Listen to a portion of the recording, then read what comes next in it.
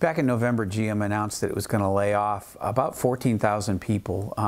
8,000 of those were white-collar workers. Another 5 were at 5 plants that they plan to close. The white-collar workers are starting to be laid off this week. It'll go on for a while, depends on supervisor, depends on location.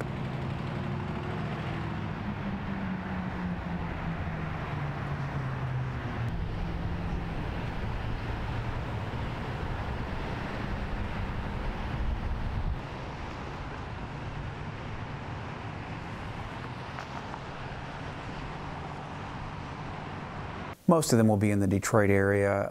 They're worldwide, but GM, of course, has a concentration of white-collar workers in the Detroit area, mainly at the Tech Center in Warren. That employs about 20,000 people. It's a big, sprawling 1950s-era campus with a ton of workers. They do a lot of engineering, design, computer work there.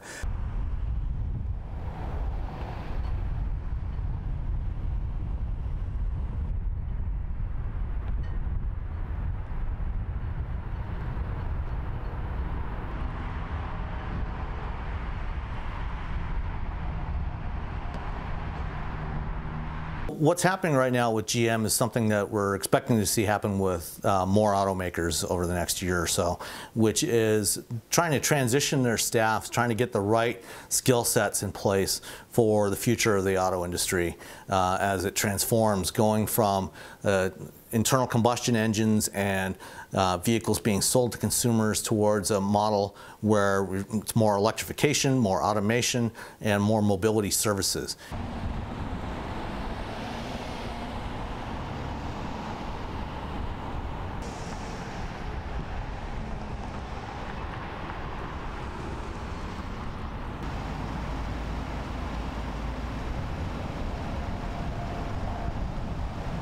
There's obviously been a lot of criticism of the industry, especially of GM, of doing this now, particularly from some of the unions and some governments, especially in Ontario, the Canadian auto workers and the Canadian government's, Ontario government, as well as here in the US, because they got bailed out just under a decade ago when they went bankrupt. And what they're doing now is they're trying to be proactive.